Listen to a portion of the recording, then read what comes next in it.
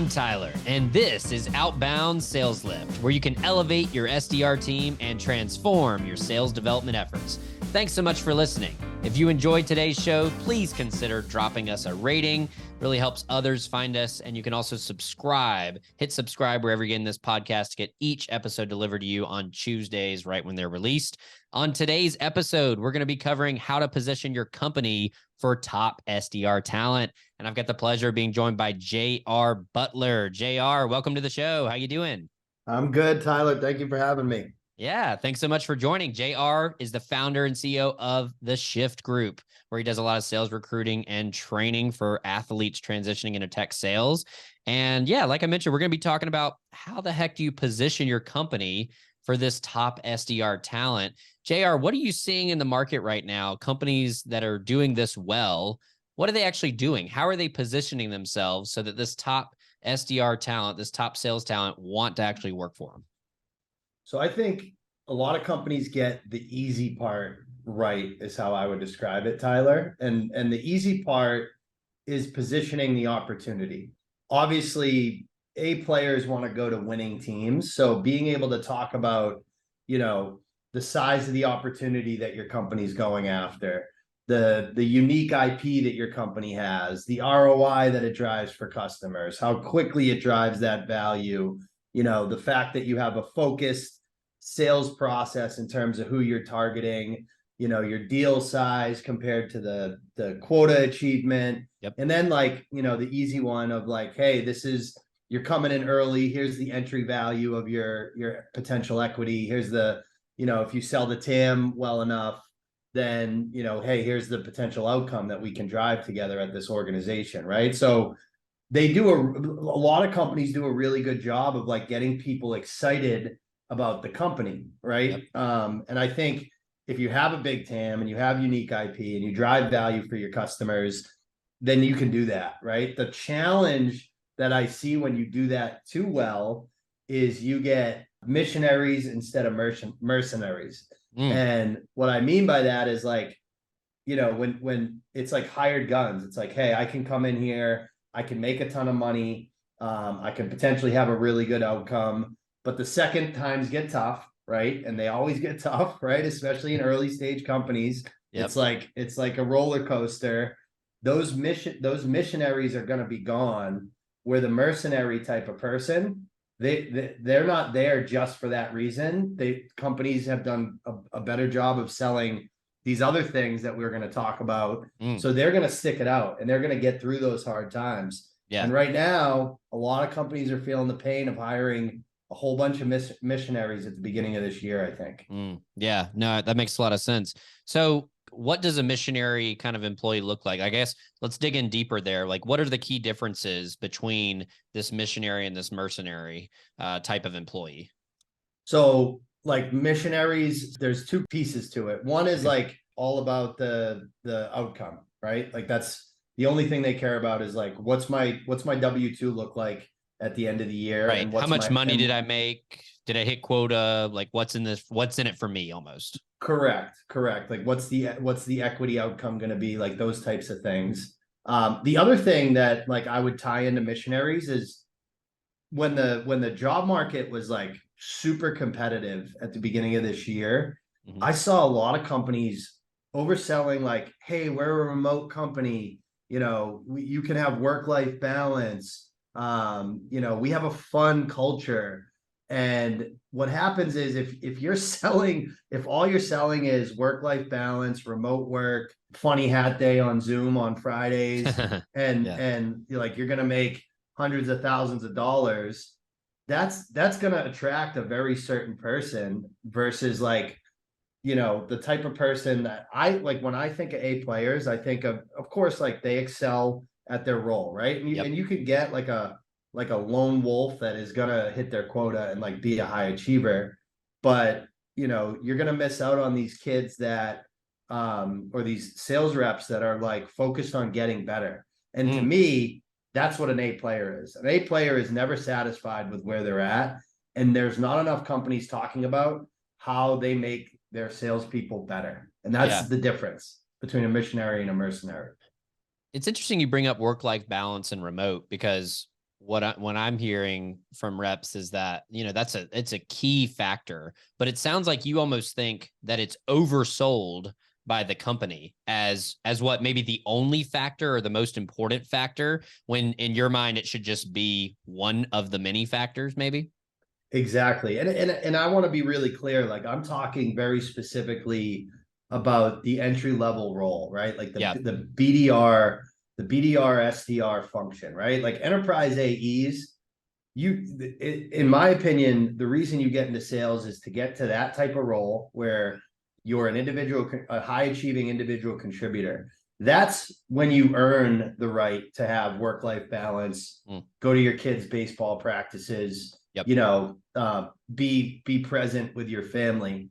I think that, like, and I wanted that when I got into sales, but like I also understood inherently, because of my background, like that's what I have to go earn. But so many people don't want to do what you just said. You just said you have to go earn it. Some people just want, I think, especially kind of some of the younger generations coming up now, it's almost like they expect that from day one, right? It's cool now, right? It's cool now to be in B2B tech sales because of, oh, I get to work from home. I get to get my hair cut on Tuesday at 11 a.m. I can work from anywhere. I could go travel and be in anywhere for a month and do anything. Yeah. It almost is like all of the non-work stuff is what's cool, right? Everything outside of the work.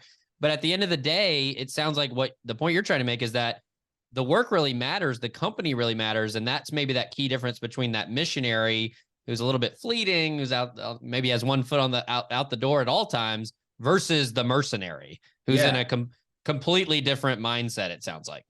Yeah, it's the work matters, the company matters, but what actually, like, especially the early stage career person, that person should really, really care about, like, how is this company going to make me an expert so that I can be that enterprise seller that consistently goes into large organizations, creates urgency and need, and does, 7-figure deals, right? We all want to get there, right?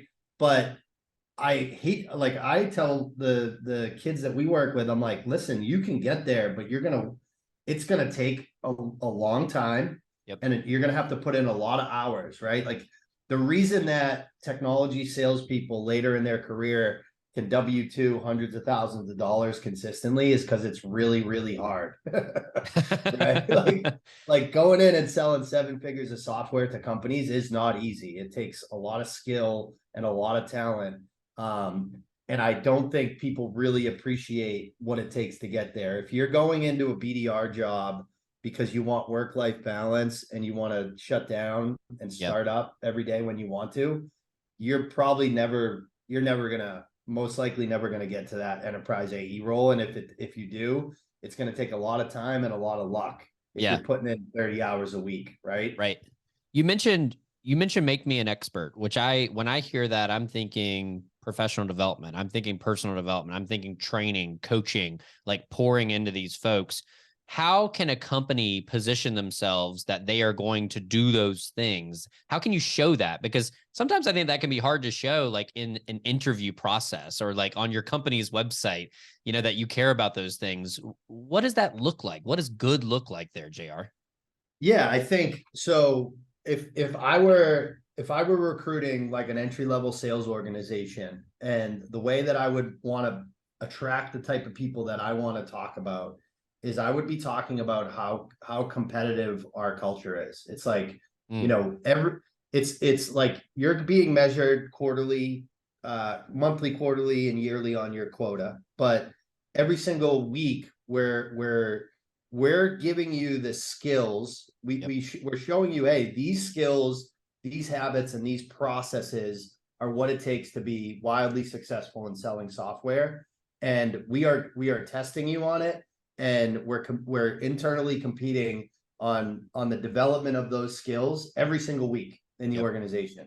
So we're not only showing you what good looks like, but we are giving you the content that supports why those are the things that are important, and then we're testing you against those. So, like, competitive culture is super important. I think selling this idea that your organization is a continuous improvement, continuous development type of organization, And that goes top down, right? Like Yep. when I was at a company, we went from $1 million to $200 million in 7 years. And we would have weekly demo competitions for the BDRs that the CEO sat in.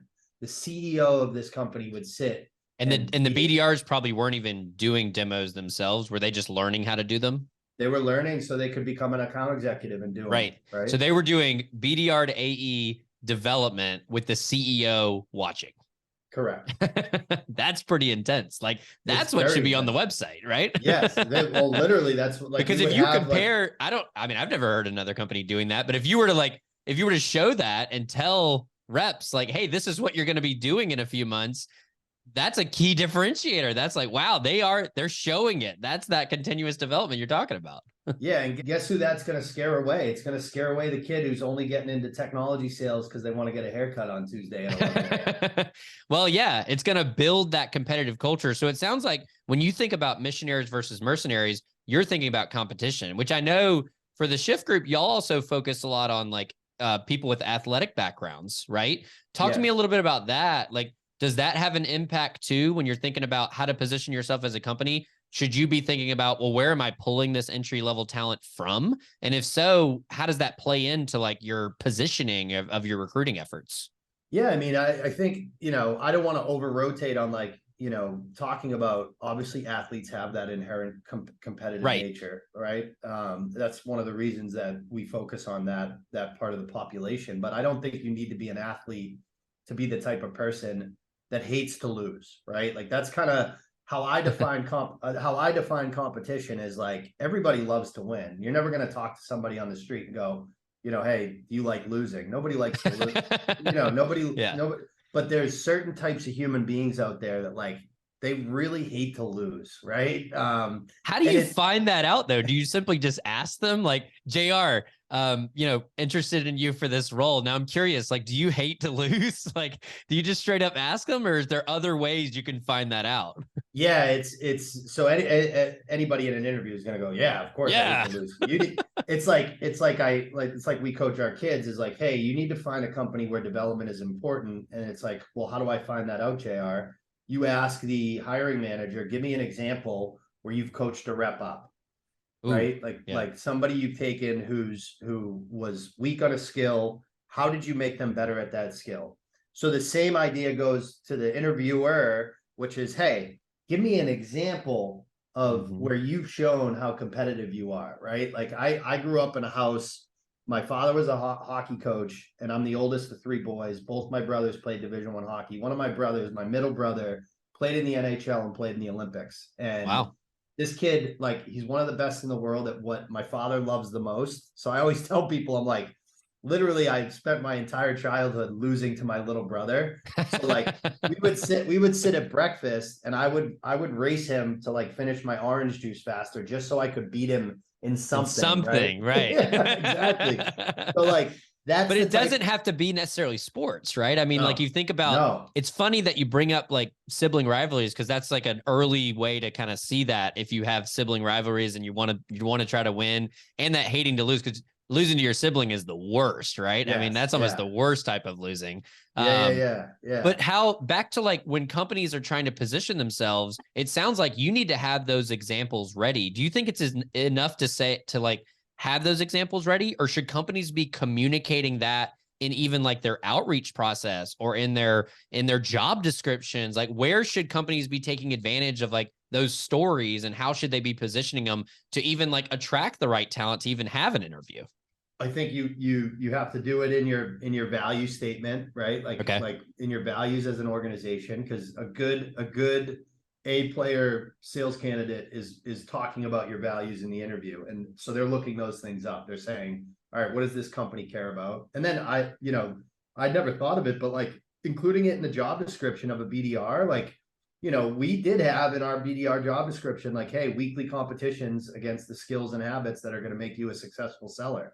That's a great place to have it. Like, if, hey, this is going to be part of your job, is going to be getting better at what's going to make you great someday. An A player is going to like light up when they see that in a job description. 100%. Yeah, I love that. And maybe I'm going even further, but if you had like a video of it happening, I'm going back to that example of the BDRs doing the demos.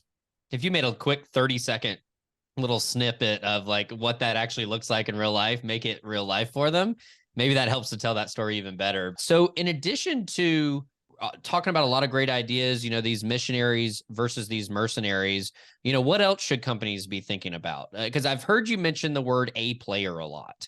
And it sounds like, do you think just separating the A from the non-A players, is that a big part of this positioning? And if so, like, what does that actually look like? Yeah, I mean, I think obviously the competition piece is important, but I also think about, getting to the point where, you're like, there's a playbook, right? So, great organizations, and going back to like selling work-life balance, part of that is autonomy, right? Like, hey, you have autonomy here. And you had a lot of companies over rotate on autonomy. I can tell you from my, decade and a half of being a sales leader, my best people, they wanted autonomy, but they also wanted me to tell them like, hey, how do I execute here? Right? Like what do I need to do to get from point A to point B? And I think that's the way you can measure whether someone's an A player is like, as an organization, you do have to understand what good looks like, and that's hard. That's hard in early stage companies because you're figuring that out a lot. But when you do have like a process that works, is like measuring your candidates are like they executing the playbook, right? Because like going back to that mercenary or missionary, excuse me, a missionary can come in because of pure talent and maybe Rolodex, and they can go do deals. But is it repeatable? Is it scalable? Can you point to that person and go, this is how this person closed this deal, and now you can go and repeat this at 10 other companies? Chances are no with the lone wolf. Whereas like with an A player, they can look at every deal and they've followed the playbook. They've always followed the process. And that's why they can execute forecastably and scalably every single quarter, is because they're repeating really good habits from a sales process perspective. That's a really good way to go, all right, who are my real A players and who got lucky this quarter? Right. Well, and it sounds like also it's another key way that companies can position themselves in the interview process. What if you were to show some of that playbook? What if you were to talk about some of that process? And that's probably a question for both sides, right? Candidates should be asking the companies, what is your playbook and process? Companies better have one, right? If you don't have one, that's probably a key. The A players they don't really have things figured out. I don't know if I see a path here to success. I don't know if this is the place where I'm going to get that continuous development. Maybe I'll try the next company, right? Exactly. And even if you're a category creating software, Tyler, you still have competition you go up against, and it's typically business as usual, right? Like, you're going in and creating a need that a customer doesn't know they have. But there needs to be what's our playbook for business as usual, right? You should be able to answer in an interview process. If somebody asks you the question, who's your biggest competitor and how do you beat them consistently? Whatever this is, whatever the biggest competitor is, you got to have an answer. This is our biggest competitor and this is how we beat them consistently. If you don't have a good answer for that, and I'm a player seller, I'm like, these guys haven't figured out how to beat their biggest competition yet. Consistently. That's scary. Yeah, that is scary. I want to, and once you find, now you've identified these A players in the interview process. A players likely are going to have multiple opportunities, right? They're likely going to have multiple job offers. I see it all the time. How do you then close the deal as a company? How do you make sure the A player ends up on your team whenever you've identified them? You've hopefully showed them some of those differences, but now we're at the end, right? We're at the end and we're trying to close the deal and get this A player on our team, not the other team. What do we do to close them? The way that we've always done it, the way I've always done it is I have my other A players as part of my interview process, right? I have my folks that are W2ing the most money, that are bought into the mission, the tightest, and they're part of the interview process. So they're talking to a like-minded person who's, what we think of when we think of high A players, hardworking, high intellect, accountable people that, have like I call it a give a shit muscle. Sorry for the swear, but like No, that's good. people that really care about getting better and like achieving a clear goal.